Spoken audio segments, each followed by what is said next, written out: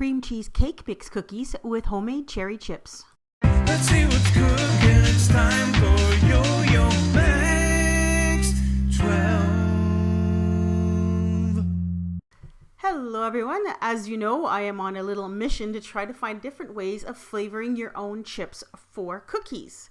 So I started off with about 8 ounces, 225 grams of white chocolate chips. That's a cup and a third, if you're measuring it that way. I put these in the microwave and melted them that way, but you can also melt them in a double boiler on the stovetop. So once that was melted, I tried to decide how I was going to flavor these to cherry. And I had several of these little Kool-Aid packets at home, so I chose a cherry packet and I just sprinkled it right in there, not knowing exactly how it was going to turn out. So after stirring it around for a little bit, it became clear that the red color from the Kool-Aid was not going to show through immediately. It kind of this purplish gray color, but I decided to persevere because I'm sure it was going to taste like cherry at least. So I took a piping bag, I put it in a cup just to hold it, and then poured the melted chocolate with the Kool-Aid in it into the bag. Now if you don't have piping bags, you can always use a plastic food storage bag and just cut the corner off.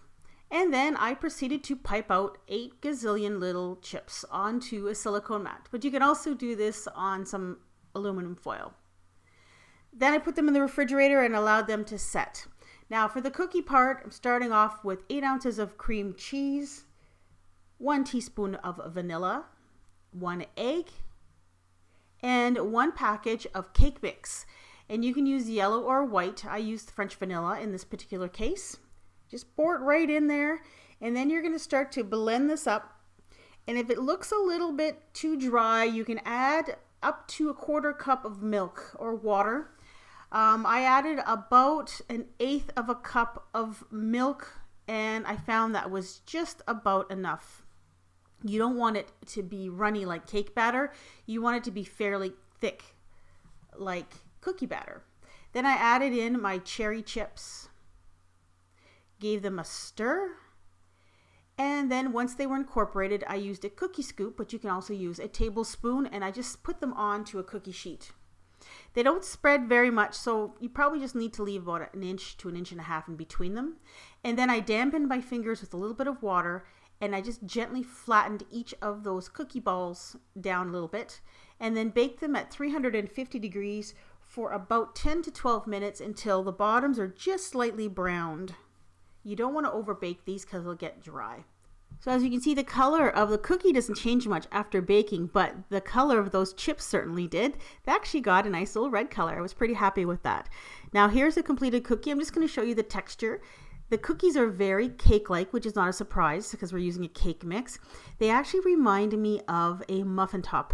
If you've ever had a really great muffin, the best part is when you peel off the top part of it. And they kind of taste like that.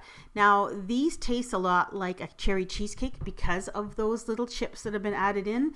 The chips themselves have a great cherry, intense cherry flavor and a little bit of tang to them, kind of like a sweet tart candy if you can imagine. So store these in a covered container, and of course if you don't want to use the cake mix or the cream cheese recipe, you can just throw these chips into any kind of cookie, and if you'd like you can use the recipe I used when I made these green tea chip cookies. You can just use that cookie base and add those cherry chips in there. They would be quite good, and you can even combine them with a few chocolate chips if you want a little bit of variety. So I really like these cherry chip cookies. I am going to continue looking for new flavor combinations, and I think the next one's going to be cinnamon chip. So stay tuned for that one in the upcoming weeks. Thanks for watching.